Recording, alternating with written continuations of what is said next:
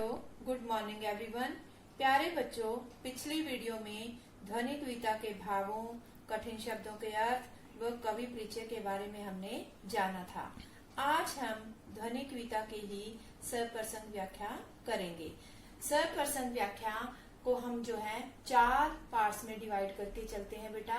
वैसे तो आप लोगों ने क्या है, सप्रसंग व्याख्या को कक्षा 7वीं में भी लिखना सीखा है। सबसे पहले हम लेते हैं संकेत। जिस पद्यांश की हमने सप्रसंग व्याख्या करनी होती है उसके पहले 2 शब्द यानी संकेत। संकेत मीन्स इस पद्यांश की व्याख्या की जा रही है और लास्ट वाले 2 वर्ड हम ले लेते हैं। ऐसे ही प्रसंग, प्रसंग के अंदर बेटा हम लोग कवि का नाम, कविता का नाम, पुस्तक का नाम लिखते हैं। और थर्ड स्टेप आ जाता है सरलार्थ। सरलार्थ के अंदर हम पूर्ण कवि जो पद्यांश है यानी कि उसमें क्या भाव जो है समाहित हैं वो हम इस सरलार्थ के अंदर लिखते हैं। नंबर 4 है विशेष। विशेष में हम कविता की भाषा कैसी है, कौन कौन से अलंकारों का प्रयोग हुआ है आदि के बारे में लिखा जाता है। इसके साथ साथ हम लोग क्या है, पद्यांश के मुख्य भाव को भी 1 या 2 लाइन में लिखा जा सकता है, जैसा कि हमने यहाँ पर लिखा है।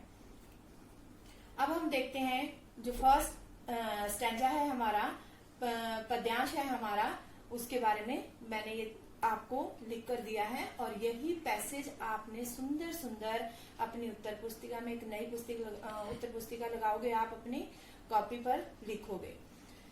सबसे पहले मैंने संकेत दिया। सेकंड नंबर पर प्रसंग।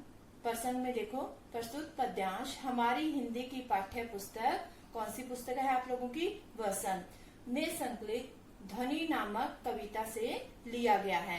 अब यहाँ पर मैंने पुस्तक का नाम लिखा है वसंत और इसको सिंगल कॉमास में लिया है, अंडरलाइन भी किया है। और नंबर 2 ध्वनि नामक कविता, कविता का नाम भी यहाँ पर हमने लिख दिया। कौन सी कविता है, ध्वनि। कवि श्री सूर्यकांत त्रिपाठी निराला जी, कवि का नाम भी आ गया हमारे पास। कवि श्री सूर्यकांत त्रिपाठी निराला जी कलियों व फूलों के माध्यम से आलस, निराशाओं, बाधाओं को दूर कर नए कार्यों की ओर अग्रसर होने का संदेश देते हुए कहते हैं कि, क्या कहते हैं बेटा, अभी हम सारा पद्यांश का जो पूर्ण भाव है वो सरलार्थ के अंदर लिखे हैं। क्या लिखते हैं, अभी उसके किसके, कवि के जीवन का अंत नहीं हुआ है। कवि के जीवन का अभी अंत नहीं हुआ, क्यों? क्योंकि कवि जो है आशावादी है। आशावादी होने के कारण कवि को लगता है कि अभी तो उसके जीवन रूपी वन में वसंत का आगमन हुआ है। कवि उसी तरह सोचता है जैसे वसंत के आने पर प्रकृति का जो माहौल है, वातावरण है, वो कैसा हो जाता है, बहुत सुंदर हो जाता है। ऐसे ही जो नई नई आकांक्षाएं हैं, इच्छाएं हैं, कवि जो अपनी आशा के सहारे क्या आगे बढ़ना चाहता है।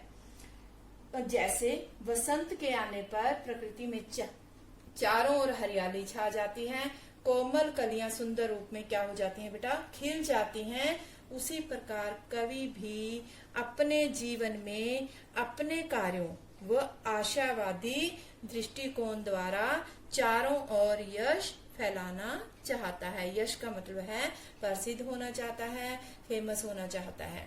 वह अपने कोमल हाथों से अलसाई कलियों पर, अलसाई का मतलब होता है सुस्ती से भरी हुई। हम लोग मॉर्निंग में उठते हैं जैसे, तो हमें थोड़ी सुस्ती आई होती है, तो अलसाई वर्ड सुस्ती के लिए ही यूज किया जाता है। अलसाई कलियों पर फेर कर उन्हें प्रभात मीन्स सुबह का समय, उन्हें प्रभात के आने का संदेश देना चाहता है। अर्थात अपने जीवन के आलस्य, निराशाओं को दूर कर जीवन में आगे बढ़ना चाहते हैं। कौन? कवि। तो यहाँ पर हमने लास्ट में लिया है विशेष। कवि अपने जीवन रूपी अमृत से मानवता रूपी प्रकृति को कोमल व मृदुल बनाना चाहता है। बेटा ये थी आप लोगों की फर्स्ट पैसेज का सप्रसंग व्याख्या। उम्मीद करती हूँ कि आप लोगों को थोड़ा समझ आया होगा। अब इसको आपने अपनी फेयर नोटबुक पे करना है और इसके साथ साथ ही आप अपनी कल्पना के आधार